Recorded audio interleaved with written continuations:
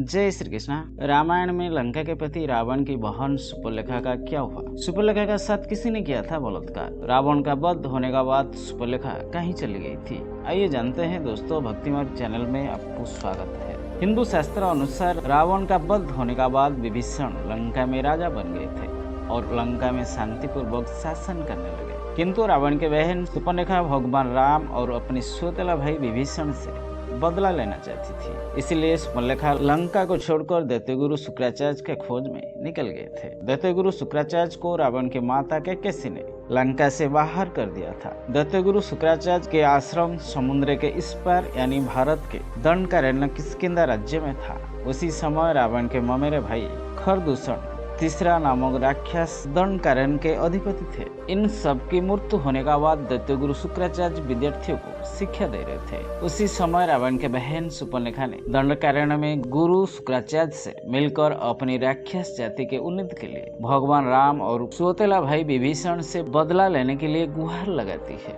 और इसके लिए वो कुछ भी करने के लिए तैयार थी। सुपर्णरेखा का बात सुनकर शुक्राचार्य ने कहा, यहाँ का राजा सुग्रीव है, लंका का राजा विभीषण और भारत के समस्त राजाओं ने अयोध्या का राजा भगवान राम जी के अधीन है। सभी राजाओं ने उनके भक्त है और सभी राजाओं ने उनका सम्मान करते हैं। उनका विरोध में कोई जा भी नहीं सकता। ऐसा बोलने के बाद दैत्यगुरु शुक्राचार्य ने बोलने लगे कि हम लोग पूर्व दिशा में समुद्र के उस पार जहाँ अरबियों की सभ्यता का पूर्ण विकास नहीं हुआ है, लोग तबेले में अपने जीवन बिताते हैं, कंचा मांस खाते हैं, उधर चलकर भगवान आशुतोष की पूजा आराधना करते हैं। ऐसा बोलने के बाद दैत्यगुरु शुक्राचार्य ने दिव्य शक्ति से सुपर्णरेखा को अपने साथ लेकर समुद्र पार सऊदी अरब में पहुंच गए थे। सऊदी अरब का लोग कबीले में जीवन बिता रहे थे, कंचा मांस और फल मूल खाकर जीवन जी रहे थे। कबीले में लोग आपस में मारपीट करते थे। उनका मकसद सिर्फ दो था, पहला शिकार कर भोजन करना, दूसरा संभोग करना। तबेले में यहाँ स्त्री किसी का पत्नी नहीं होती,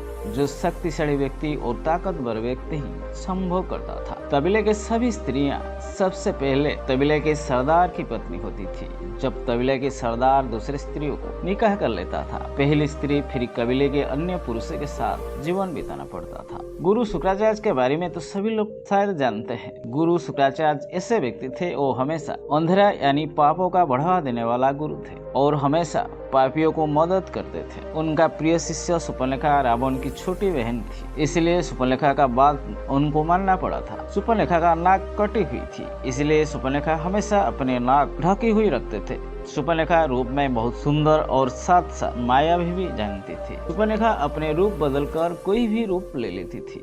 वहाँ के लोग जानवर की तरह जंगल में घूमते थे। उन लोग का सिर्फ दो काम था, जब भूख लगता था शिकार कर कच्चा मांस खा जाते थे और कौन सी स्त्रियों को देखते थे उसका साथ संबंध बना लेते थे। दैत्यगुरु शुक्राचार्य ने सुपर्णरेखा के साथ भगवान शिव जी का प्रतिरूप शिवलिंग स्थापन करके भगवान शिव जी के आराधन करने लगे। सुपर्णरेखा ने बिना भक्ति भाव से शिवलिंग के सामने बैठकर शिव जी के मंत्र जप करने लगे। कुछ दिनों के बाद उसी रास्ता में एक कबीले की टोली गुजर रही थी। उसी कबीले के मुखिया आदम नामक शक्तिशाली भयानक शरीर के आदमी था। उसी आदमी इतना शक्तिशाली था, उसका शक्ति किसी भी बाघ, भालू, हाथी, जानवर से भी कम नहीं था। सारे कबीले के मुख्य आदम ही मुख्य था। आदम का एक दुर्गुण था, वो हमेशा असुर की तरह नंगा रहता था। उसका चरित्र ऐसा था, वो जिस स्त्रियों को देखता था जब तक उस स्त्री को अपना नहीं बना लेता था, उसका पीछे पड़ा रहता था। उस राक्षस आदम ने देखा कि एक बुढ़ा आदमी ने भक्ति भाव से भगवान का सामने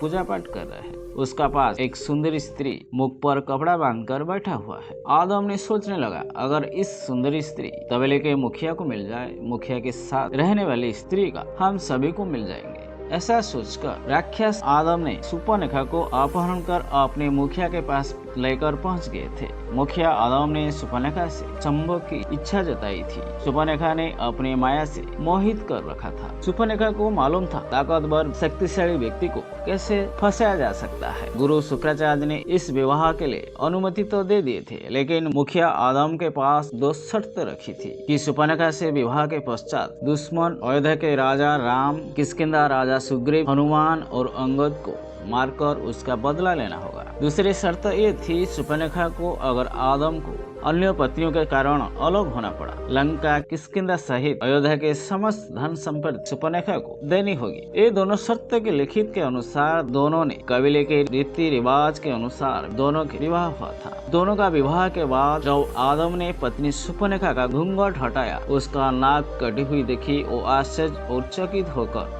10 कदम पीछे हट गए थे। जब सुपर्णरेखा रो रो कर अपनी कहानी बताई तो आदम को इसके प्रति सहानुभूति जागृत हो गई थी और उसने भगवान श्री राम, भाई लक्ष्मण से बदला लेने के लिए प्रतिज्ञा करने लगे। लेकिन आदम ने अपने पत्नी सुपर्णरेखा के भेद किसी को नहीं बताया था कि उसकी पत्नी के नाक कटी हुई है। अगर आदम ने सबके सामने जाती तो लोग में बदनाम होती, इसलिए आदम ने अपनी पत्नी सुपर्णरेखा का हवा नाम दिया था और सबको बताने लगा, अगर मेरा अतिरिक्त हवा का यानी मेरा पति कोई अगर चेहरा देखेगा, उसका उसी समय मृत्यु हो जाएगा। ये बातों को हवा उड़ाने में गुरु शुक्राचार्य का पूरा हाथ रहा। इसी तरह 1000 सालों में कई सारे संप्रदाय एक दूसरे में से जन्म होने लगा। वो सभी आदम और हवाई से उत्पन्न हुई है। कालांतर में इन्हीं आदम और हवाई से ईसाई, यहूदी और मुस्लिम संप्रदाय का जन्म हुआ था। इन सभी लोगों ने भी आदम जैसे आदि मानव अर्थात कबीले वाले लोग सीख मानी अतिरिक्त इनकी परंपरा अपनाते आ रहे हैं।